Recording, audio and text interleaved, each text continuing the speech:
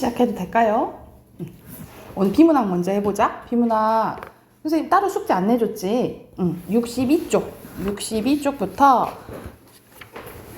자 62쪽은 이제 각 문단마다 요약하는 거거든요. 요약하는 거여서 여기도 마찬가지로 근데 중심 문장이랑 핵심어 찾는 건 할 거예요. 그래서 문제 풀고 중심 문장이랑 핵심어 한번 찾아봅시다. 그리고 문단별로 옆에 빈칸 있거든요. 빈칸 채워보고 66쪽까지 풀고 같이 한번 채점해 보게 확인해 봅시다. 지금 바로 풉시다. 62쪽부터 자 같이 한번 봐봅시다. 여기서는 시험 공부 하나도 안 했어 라는 제목인데 나 어제 시험 공부 하나도 안 했어. 많은 학생들이 시험날 아침 친구들을 만나면 이런 말을 하곤 한다 라는 거예요. 안 하는 친구도 있지만 왜 이러한 이야기를 하는 것일까? 심리학에서는 이러한 행동을 스스로에게 불리한 조건을 만든다는 의미로 셀프 핸디캐핑이라고 부른대요. 그래서 여기서는 뭐에 대해서? 셀프 핸디캐핑에 대해서 나온 거지, 그치? 그래서 옆에 요약도 셀프 핸디캐핑 넣으시면 되겠죠. 셀프 핸디캐핑의 이제 개념이 이제 확실하게 나옵니다.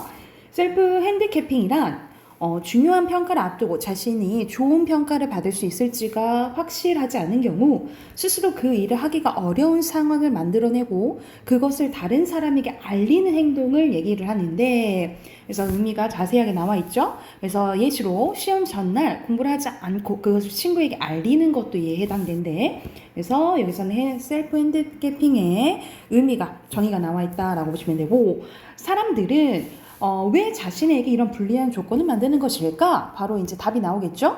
스스로에게 불리한 조건을 만들어주면 그 일이 실패하더라도 핑계를 댈 수 있고 만약 성공한다면 불리한 조건에도 성공한 것이라면 자신의 능력을 뽐낼 수 있기 때문이라는 거죠. 여기서는 셀프 핸디캐핑을 하는 이유가 나온 거지, 그치? 그래서 묻는 첫 번째 문장은 중심 문장이고 핵심어 불리한 조건이에요. 4문단 좀 기네. 한번 봐보자.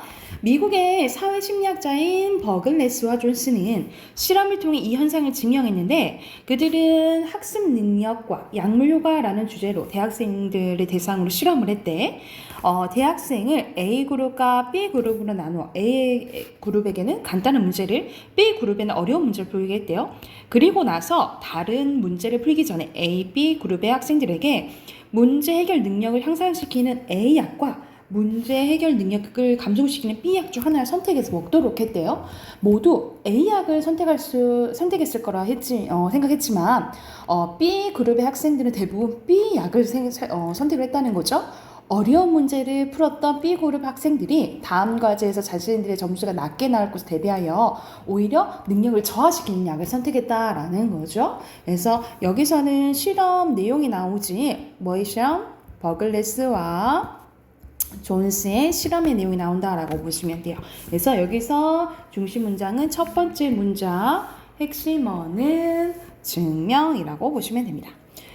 셀프 핸디캐핑은 당장은 자신에 대한 다른 사람의 부정적인 평가를 약하게 만들 수 있다. 하지만 장기적으로는 핑계 만드는 사람 또 스스로 능력을 올리기 위한 노력을 게을리하게 되어 결국 큰 손해가 될 수 있다라는 거죠. 그러니까는 할 수는 있지만 지나치게 해서는 안 된다라는 거죠. 그래서 친구들 중에서 맨날 나 시험 맨날 못했어 하는 친구는 한 번 괜찮지만 계속 들으면 듣기 싫잖아, 그치? 그래서 너무 해서는 안 된다, 자제해야 된다라는 내용이 여기 주된 내용이라고 보시면 됩니다. 핵심어 셀프 핸디캐핑이에요. 자, 여기서 문제 간단한 두 문제 나왔지, 그치? 당연히 1번은 셀프 핸디캐핑이고요. 2번에 여기서는 중심 문장 찾는 게 아니라 내용을 이제 찾는 건데 적절하게 구체적인 예 들고 그리고 학자들 소개하고 근데 반대는 아니지, 그치? 2번이 답이에요. 자, 옮겨서 두 번째 것도 이어서 한번 가봅시다.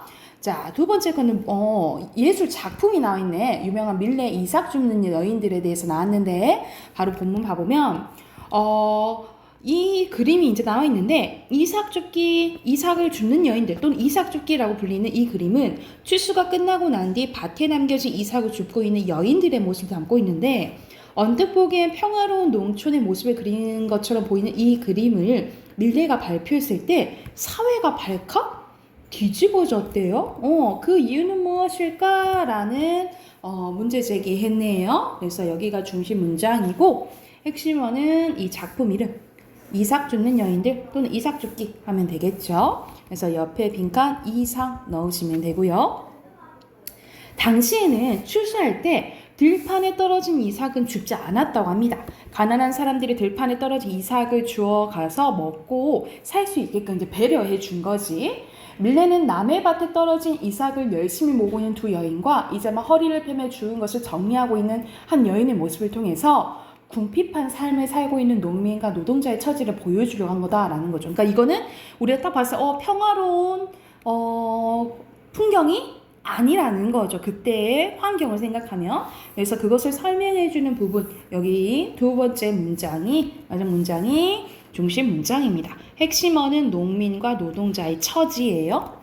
근데 이것이 왜 문제가 됐을까? 밀레가 살던 그 시기에 그림은 왕과 귀족의 상류층을 누릴 수 있는 문화였는데 그래서 우리가 조금 갤러리 그림 구경 가면은 조금은 고급스러워 보이고 약간 그렇게 보이잖아요. 약간 예전엔 더 그랬다는 거지. 상류층 사람들은 자신들의 부와 지위를 가시하기 위해서 그림을 이용했고 대부분의 그림 속 주인공 역시 상류층의 사람들이었다.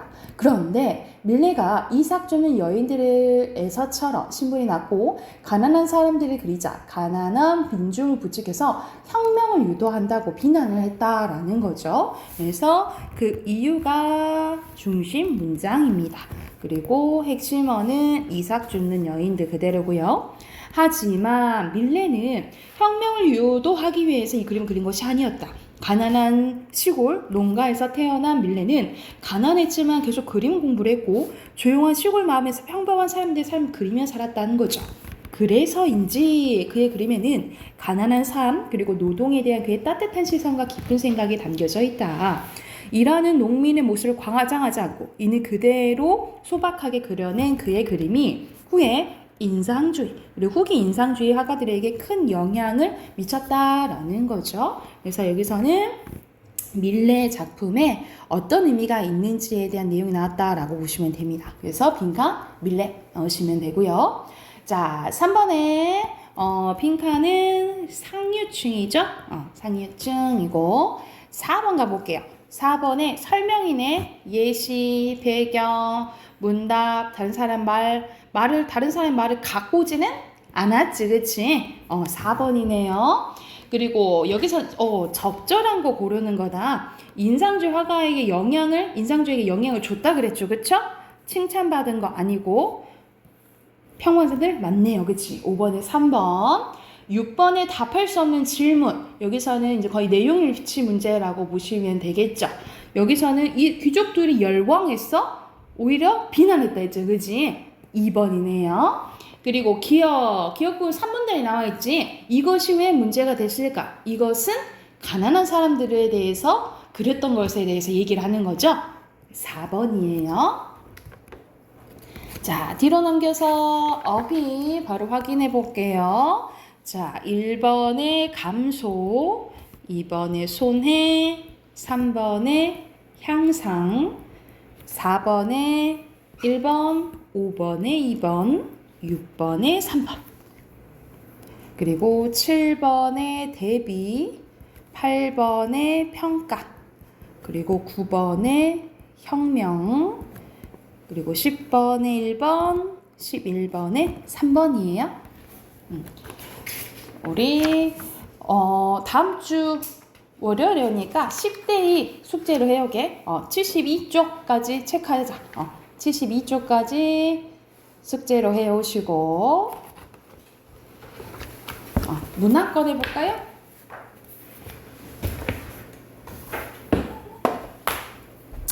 문학은 74쪽입니다.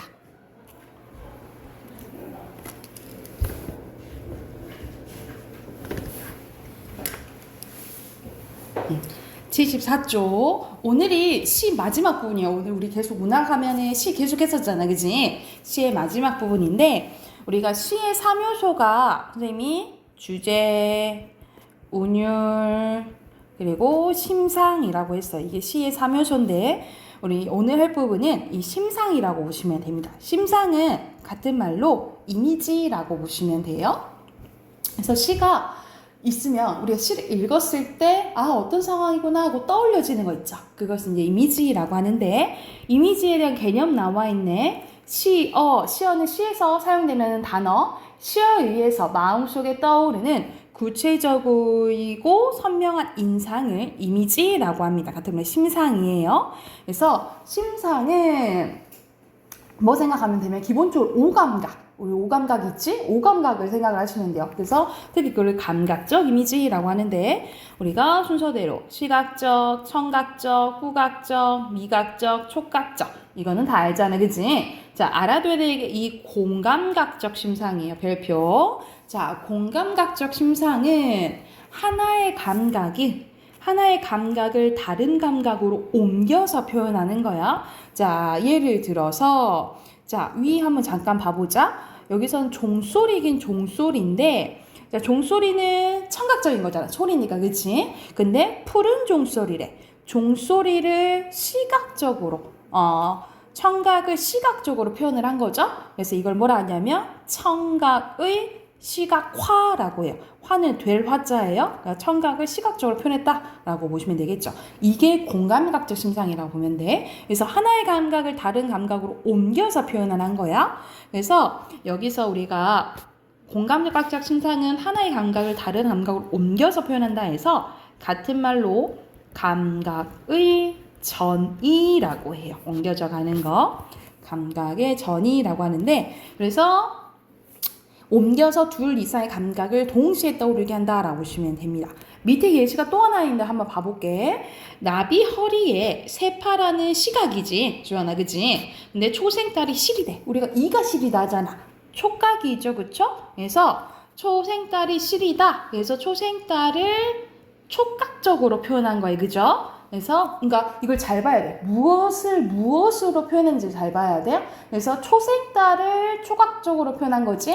그래서 시각의 촉각화라고 보시면 됩니다. 공감각적 심상 중에 이걸 시각의 촉각화라고 한다라고 보면 돼요. 그래서 아마 이제 작품에서 이런 공감각적 심상이 나오면 똑같은 공감각적 심상이 무엇인지 고르는 문제가 나오거든요. 그래서 잘 고를 줄 알아야 된다라고 보면 돼. 자, 그리고 밑에는 방향성을 가진 이미지. 말 그대로 올라가면 상승, 내려가면 하강이라고 보시면 되겠죠. 다 대조적인 이미지라고 보시면 돼요. 그래서 떨어지는 거 하강이지, 뻗쳐오른다, 이거 상승이라고 생각하시면 되고, 운동성을 가진 거, 동적, 움직임을 갖고 있으면 동적, 움직임을 갖지 않고 가만히 있으면 정적, 이것도 대조적인 이미지라고 보시면 돼요. 자, 밑에는 시상 전개 방식. 문제에서 시상 전개 방식이 무엇이냐? 이렇게 물어보거든요. 이거는 시인의 시를 어떻게 진행시키냐? 이거라고 생각을 하면 돼. 그래서 시간의 흐름에 따라서 전개가 될 수가 있고요. 그래서 대표적으로 뭐 과거, 현재, 미래 아니면은 봄, 여름, 가을, 겨울 이런 식으로 시간 순으로 가면 우리가 소설에서는 순행적이라고 하거든요. 근데 시에서도 순행적이 맞긴 하지만 보통 어떤 식이라고 하냐면 추보식 구성이라고 해요. 추보식 구성. 이런 식으로 시간 진행, 순 방향으로 진행되면 뭐 추보식 구성이라고 생각하시면 되고 아니면은 공간이 이동이 될 수도 있어요. 그래서 뭐 예시로 내에서 숲으로 고개를 넘어서 마을로 이런 식으로 시간의 흐름에 따라서 표현할 수도 있고 공간의 이동에 따라서 표현할 수 있는 게 시상 전개 방식이라고 보시면 됩니다. 그래서 오늘 한 부분은 이미지예요. 그래서 우리가 시를 읽었을 때 떠올려지는 이미지가 대체적으로 오감각 생각하시면 되고 감각적 뭐 이런 식으로 상승, 하강, 동적, 정적 우리가 떠올려지는 것들을 파악하시면 되고 시상이 전개받는 게 뭐 대체적으로 시간순으로 되는지 공간순으로 보는지 원래는 더 많은데 여기서는 우선 이거 두 가지 나왔거든요. 그래서 두 가지 참고해서 옆에 75쪽 있죠? 75쪽 문제 풀고 바로 답 확인해보자.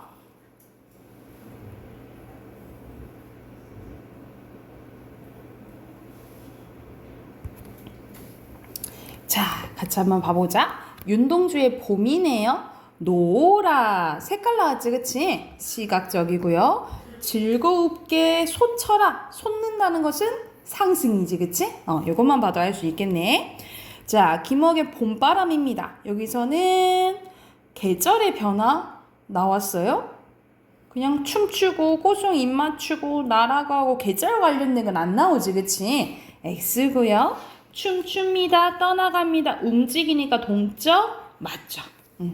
그리고 여기서는 이마에 차라. 이마에 차라라고 나와 있고 춥다 느껴지는 거잖아요, 그치? 촉각적 심상이고요. 흰 옷고름 이거는 시각이잖아. 절로 향기로워라. 이거는 후각이죠. 시각이 후각적으로 옮겨져가는 공감각적 심상 쓰였다라고 보시면 돼요. 그래서 여기서는 뭐 공감각적 심상 중에 시각의 후각화 이렇게 보시면 되겠죠. 자, 밑에는 순서대로 어휘 보면 간간, 그리고 몸짓, 그리고 보약 이렇게 쓰면 되겠죠. 됐나요? 그러면 우리 앞으로 가서 시 2개 한번 봐볼게요. 70쪽으로 가볼게요. 자, 70쪽 보면은 박목월에 물새알, 산새알이 나와 있네. 자, 물에 사는 물새겠지? 물새는 물새라서 바닷가 바위 틈에 알을 낳는데요.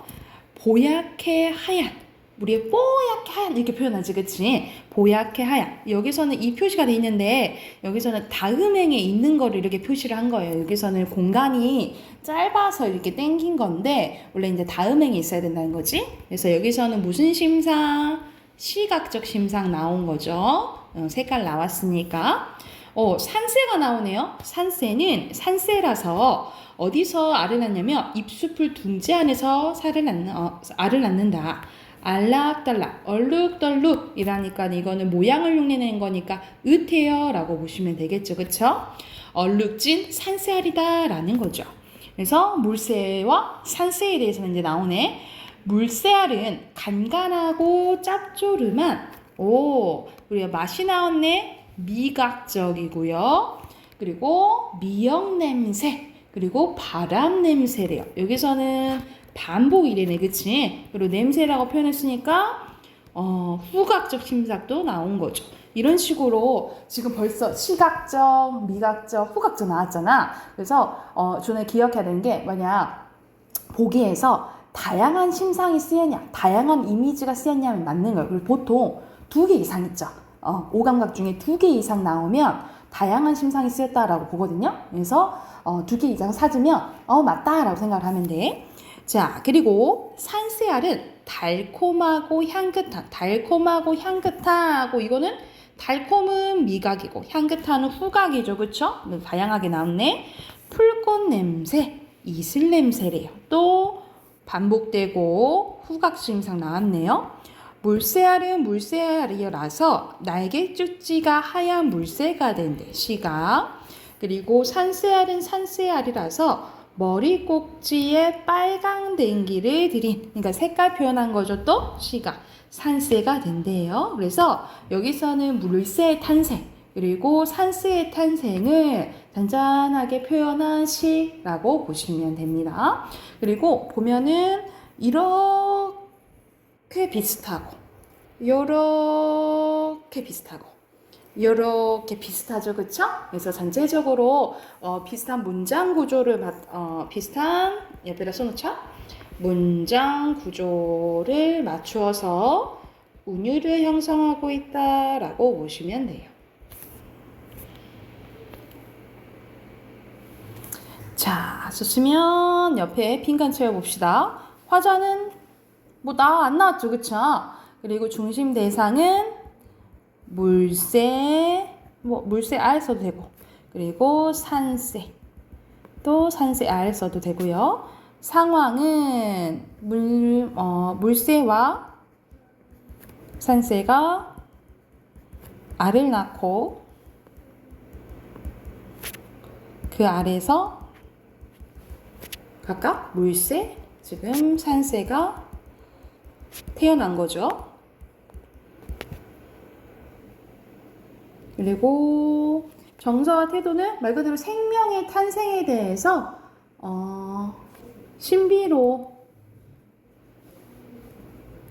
신비로움을 뭐 깨닫고 있다.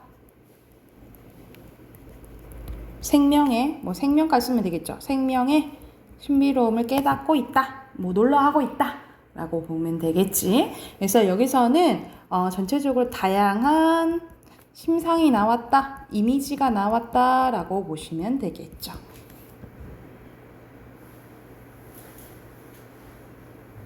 됐나요?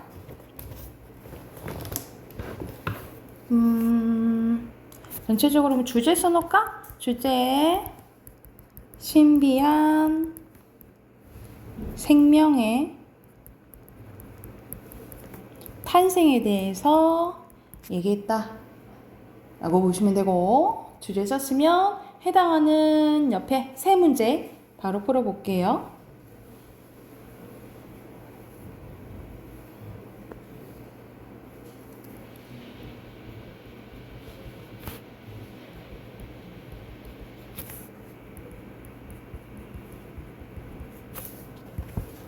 확인해 볼까요?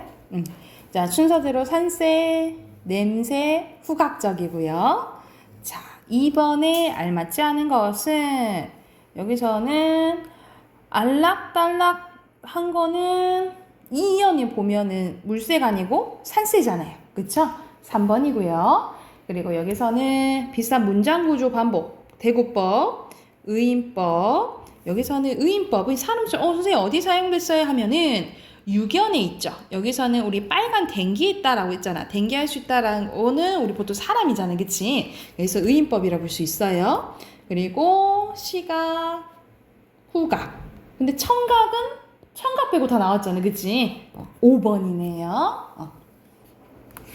오케이. 됐으면 두 번째 작품도 한번 가볼게.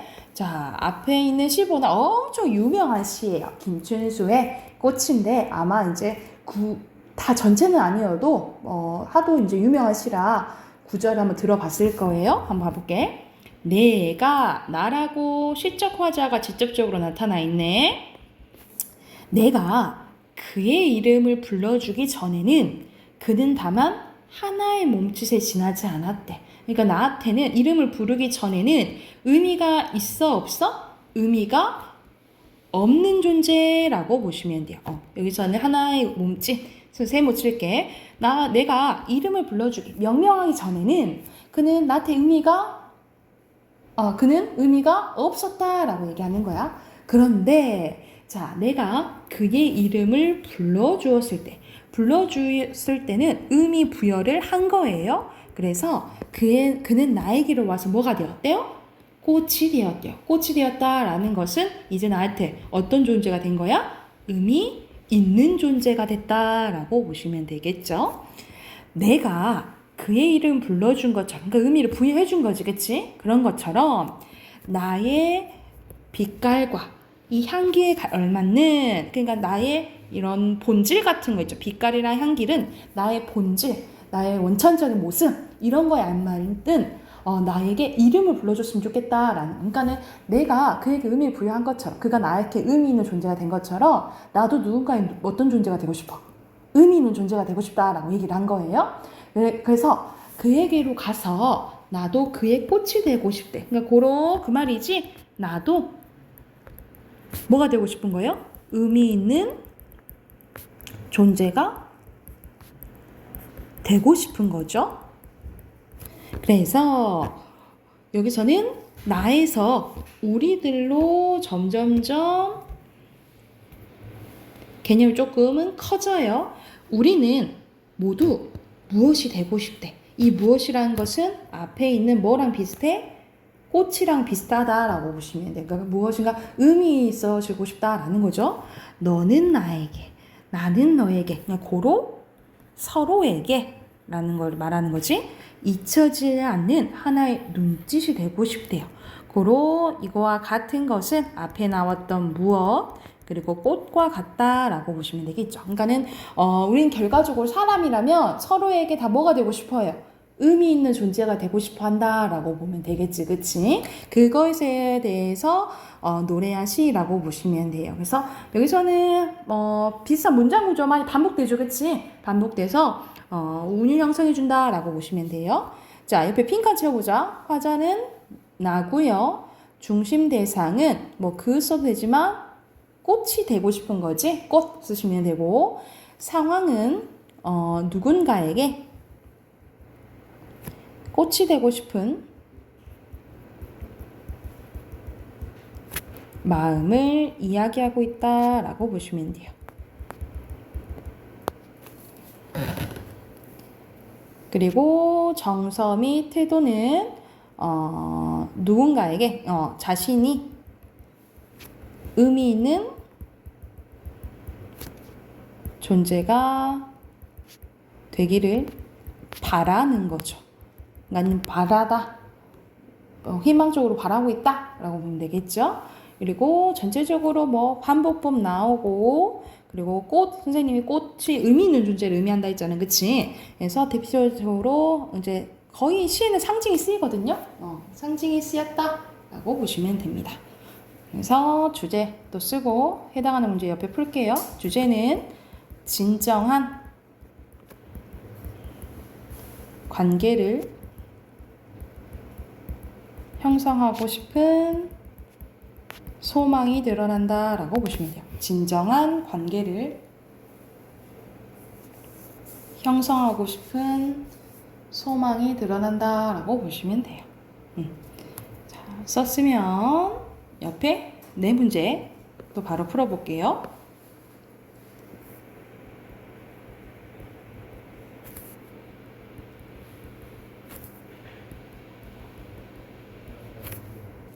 자, 순서대로 몸짓, 꽃, 반복이고요. 여기서는 의미가 있는 존재를 먼저 부여하고 그런 사람이 되고 싶은 거지, 그치? 4번이고요. 그리고 6번에 알맞은 것은 여기서는 역설 전혀 없고 청각도 없고 반복된다 했지? 5번이고요. 그리고 마지막에 이름입니다. 이해가 됐을까요? 오케이. 그러면 문법으로 갈게요. 이제 문법 숙제 내줬었는데 아마 동사, 형용사 거기 있거든요. 50페이지부터인가? 주원아, 50페이지부터 채점하는 거 맞아요? 여기서부터는 채점할게요. 자, 여기서는 동사는 움직임, 변한다, 그리고 주체의 동작이고요. 그리고 여기서는 동그라미 칠하는데 선생님이 형광펜을 표시할게. 기어간다, 두드렸다, 타고, 갔다, 그리고 떠날, 주었더니, 시들었다, 그리고 잡혔다, 열었다. 그래서 동사 다 표시하시면 되고요. 자, 형용사로 가볼게요. 자, 옆에 보면은 움직임 아니고 상대 성질이지? X, O, O고요. 자, 형용사 빨라, 높고, 아름답다, 살찐다는 동사예요. 그리고 친절하고, 웃는다도 동사고, 그리고 알맞은, 많으면 좋을까. 이렇게만 형용사예요.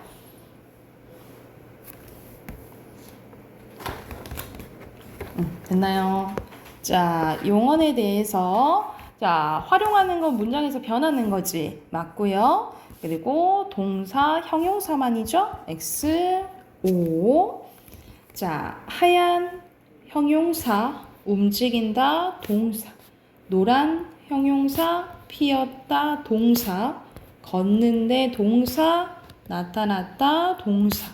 얌전하고 형용사, 적은 형용사. 조용했지만 형용사, 떠들었다, 동사. 됐나요? 자, 오늘 할 부분은 이제 관형사입니다. 관형사랑 오늘 부사할 건데, 오늘은 이 관형사는 조금 이제 종류가 조금 있어요. 보면은 관형사, 부사의 공통점은 수식어인데, 다른 말을 뭐 해주는 말? 꾸며주는 말이지, 그치?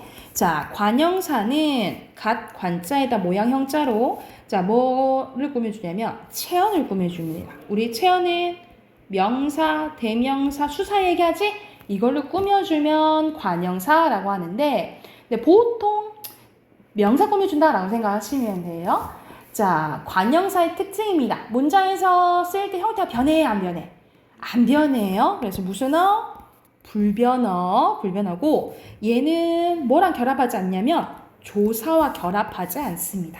조사와 결합하지 않아. 이게 가장 큰 부사와의 차이점이라고 보시면 돼요. 부사는 조사랑 붙을 수 있거든. 근데 관형사는 조사 결합할 수 없다라고 생각을 하시면 돼요. 그래서 이 조사가 안 붙는 게 있는데 뭐랑 안 붙냐면 관형사랑 감탄사랑은 절대 붙지 않는다라고 보시면 돼요. 조사가 안 붙는 게 있는데 관형사랑 감탄사라고 보시면 되고 자, 그리고 관형사가 세 가지 종류가 있어요. 자, 말 그대로 성태 뭐 이런 식으로 세, 헌, 모든 이런 식으로 성질이나 상태를 이제 나타내면 줄여서 성상관형사라고 하고요. 그리고 가리키는 거, 이 그저 있지. 밑에 보면은 이 사람, 이잖아, 이. 이렇게 가리키는 거는 지시관형사라고 해요. 대표적인 이 그저 써줄게. 그리고 앞에서 우리 수사 얘기했을 때 배운 수관형사가 있다라고 보시면 돼요. 그래서 종류가 세 가지가 있어요. 성상관형사, 지시관형사, 수관형사라고 보시면 되고 자, 옆에 보면은 나와 있지. 수사와 관형사의 구분이라고 보면 되는데 관형사는 뭐랑 결합할 수 없어? 조사와 결합할 수 없고 그리고 수사 대명사는 조사 결합할 수 있다라고 보시면 돼요. 그래서 옆에 조사랑 붙었네 이렇게 보잖아. 조사랑 붙었네 이러면 다 수사라고 생각을 하시면 돼요. 그래서 기억할게. 수사 뒤에는 뭐가 오고 조사가 오고 수관형사 뒤에는 뭐가 온다? 체언이 온다 라고 기억을 하시면 돼요. 수사 뒤에는 조사가 오고 수관형사 뒤에는 체언이 온다 라고 기억을 해두시면 됩니다. 여기 됐을까요? 그러면 관형사는 끝이야. 자, 넘기면 부사에 대해서 나와요. 부사에 좀 종류가 많아. 부사 종류가 많아서 좀 할 게 많은데 자, 부사는 주로 용언을 꾸며준다 하지. 용언 우리 앞에서 배웠던 뭐야? 동사랑 형용사 얘기하죠? 얘네들을 꾸며주는데 근데 그렇게 생각하면 돼. 부사는 주로 용언을 꾸며주는 거지 다른 것도 다 꾸며줘요. 그래서 체언 이외의 것을 다 꾸며준다. 그럼 부사라고 생각을 하면 돼. 자, 그런데 얘는 많이 꾸며주는데 근데 예외가 있어. 선생님이 체언을 꾸며주면 관형사라 했잖아요. 그치? 근데 체언을 꾸며주는 부사도 있거든요. 그게 뭐냐면 자, 예외 이렇게 써놓을게. 자, 그건 바로 너 했을 때 너는 대명사잖아요. 그쵸? 너는 대명사인데 선생님 바로 너는 대명사를 꾸며주니까 대명사는 뭐예요? 체언이잖아요. 그러면 체언 꾸며주니까 바로는 관형사 아니에요? 라고 물어보는데 근데 바로는 이때만 이제 체언을 꾸며주지 부사의 역할이 크거든요. 그래서 관형사 역할은 하긴 하지만 바로를 관형사로 보지 않고 뭐라 부르냐면 부사라고 봅니다. 그래서 체언을 수식하는 부사가 있는데 바로 기억을 하시면 돼. 이건 예외적이다 라고 생각을 하면 돼. 이해됐을까요? 자, 부사의 특징은 얘도 형태가 안 변하는 불변어고요. 그리고 홀로 쓰이는 경우가 많으나 조사와 결합하기도 합니다. 근데 이 조사가 무슨 조사냐면 보조사랑 보통 결합을 해요. 아까 관형사는 조사랑 결합 안 한다 했지? 근데 부사는 결합할 때도 있는데 보통 보조사랑 결합한다라고 보시면 돼요. 그래서 여기서 도 있죠? 이 도가 보조사인 거야. 그리고 용언 외에도 여기 나오지? 다른 부사를 꾸미기도 하고 체언을 꾸미기도 하고 문장 전체를 꾸미기도 합니다. 이런 식으로 다른 용언을 꾸며주기도 하고 관형으로 꾸며주기도 하고 또 다른 부사를 꾸며주기도 하고 이런 식으로 바로 옆 명사 체언을 꾸며주기도 하고 문장 전체를 꾸며주기도 합니다. 그래서 이런 많은 역할을 하는 게 부사라고 생각을 하시면 돼요. 자, 부사의 종류도 가볼게.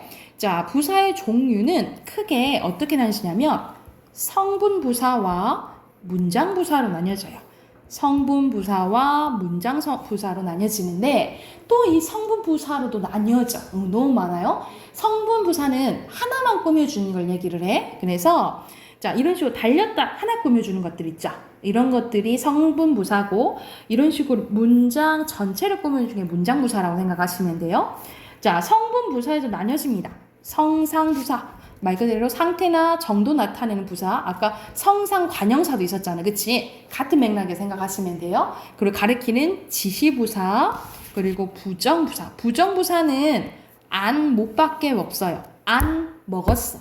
못 먹었어. 이런 식으로 부정할 때 쓰는 부정부사고, 플러스로 뭐도 있냐면 우리가 멍멍 하는 거는 우리가 의성어로 배웠지. 그치? 우리가 의성어도 다 부사예요. 그래서 그걸 뭐라 하냐면 의성부사라고 하고, 뒤뚱뒤뚱 이런 것들 의태어지. 그치? 의태어도 다 부사예요. 의태부사라고 해요.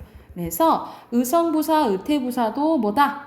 성분부사다라고 생각하시면 됩니다. 그래서 성분부사에는 성상, 지시, 부정, 의성부사, 의태부사가 있다라고 생각을 하시면 돼요. 이렇게 됐을까요? 자, 되게 많지?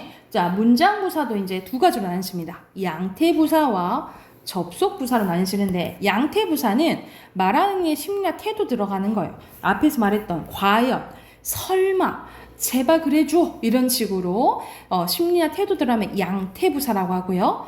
우리 and, but 우리가 영어에서는 접속사라 배웠잖아요. 그치? 우린 접속사라는 건 없고 접속부사예요. 다 부사라고 생각하면 돼. 또한, 및, 그리고, 그러나, 그러면 이런 것들 다 접속부사라고 생각을 하시면 됩니다. 그래서 자, 다시 한번 부사는 체험 이외의 것들을 다 꾸며주는 걸 했지. 그치? 종류가 크게 두 가지로 나뉘어져요. 성분부사, 문장부사. 네, 성분부사에는 5가지. 성상, 지시, 부정, 의성, 의태부사. 문장부사에는 양태와 접속부사라고 생각하시면 돼요. 이게 됐을까요? 자, 그러면 이 관형사와 부사를 합친 게 뭐다? 묶는 게 뭐다? 수식어이다. 얘네들은 다른 말을 꾸며주는 거예요. 그래서 문장의 의미를 자세하고 구체적으로 표현해주고, 문장에 쓸 때 형태가 변하지 않은 불변어. 그리고 가장 큰 차이점 선생님 뭐라 해서 둘에 관형사는 조사와 결합할 수 없지만 부사는 보조사, 특히 조사와 부사는 보조사와 결합할 수 있다라고 기억을 하시면 됩니다. 됐을까요? 자, 하나 더 하면 오늘 감탄사 하면 끝나거든요. 하고 문제 쭉 풀어볼게. 자, 마지막 독립원에 하나 있는 거 감탄사입니다. 아야, 대답하는 거. 우와, 여보세요? 네, 아니요. 이런 것들 다 감탄사라고 보시면 돼요. 그래서 말하는 사람의 놀람, 느낌, 부름이나 대답을 나타내는 것을 독립원, 즉 감탄사라고 보시면 됩니다. 감탄사의 특징은 얘도 형태가 변하지 않는 불변어예요. 불변어고, 자, 얘는 아까 전에 선생님이 뭐랑도 결합 안 한다 했지? 여기서는 안 나와있는데 얘는 조사와 결합해 안 해. 결합하지 않는 유일한 거라고 했어. 그래서 조사와 결합하지 않는 게 관형사와 이 감탄사라고 기억을 해두시면 돼요. 그리고 문장에서 다른 단어의 관계를 맺지 않고 독립적, 혼자 쓰여요. 그래서 생략해도 문장이 성립하고 문장에서 위치도 비교적 자유롭다라고 기억을 하시면 되겠죠. 이거는 간단하지, 그치? 그러면은 주연아, 앞에서 우리 방금 한 데 있죠? 53쪽부터 57쪽까지 문제 풀고 답 확인해 볼게요.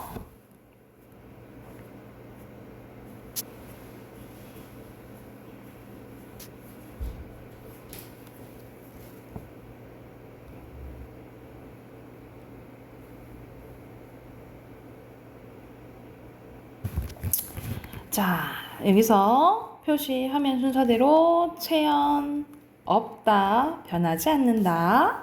그리고 관형사, 헌, 세, 2개예요. 그리고 두, 여러, 이, 온갖, 여기 또 2개고, 첫, 그리고 예, 모두. 여기도 2개예요. 그래서 체험 꾸며준지 잘 봐야 돼. 그리고 체험 꾸며준다 해서 다 선택하면 안 돼. 왜냐면 형태가 변하는지 안 변하는지도 봐야 돼요.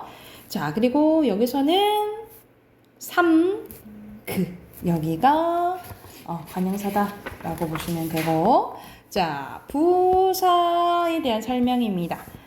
X, O, 가로 가능하다 했죠? X, 그리고 X고요. 자, 순서대로 니은, 디귿, 기역, 리을.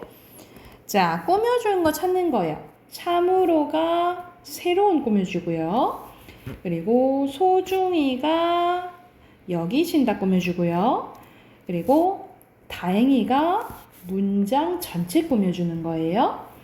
그리고 뚜벅뚜벅이 걸어와서 꾸며주고 생긋이 웃었다 꾸며주는 거예요. 그리고 훨씬이 더 꾸며주고 더가 좋다 꾸며줍니다. 이렇게 표시하시면 되고요. 부사 하나, 매우 빨리 2개, 철저히 하나, 열심히 꼭 2개, 설마 벌써 다 3개. 자, 그 다음 빈칸 넣는 거네요. 관형사, 꾸며, 그리고 활용, 부사고요. 자, 온 관형사, 펑펑 부사, 어떤 관형사, 가장 부사, 온갖 관형사, 다 부사, 결국 부사, 새 관형사, 재빨리 부사.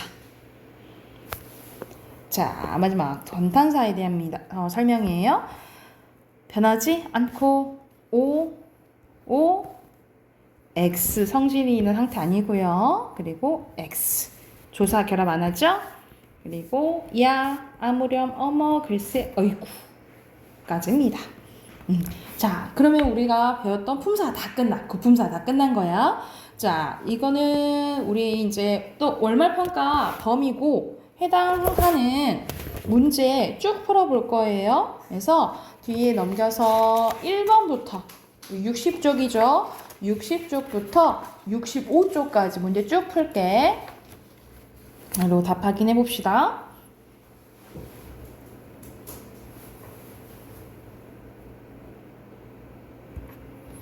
주원아, 57쪽 있잖아요. 아니 57쪽이란다. 65쪽까지 있잖아요. 65쪽까지 숙제로 해오게. 한 장 남았죠. 65쪽까지 숙제로 해오고, 오늘 숙제 여기 문법 숙제랑 비문학이랑 그리고 어휘 공부해 오세요. 여기까지 하자.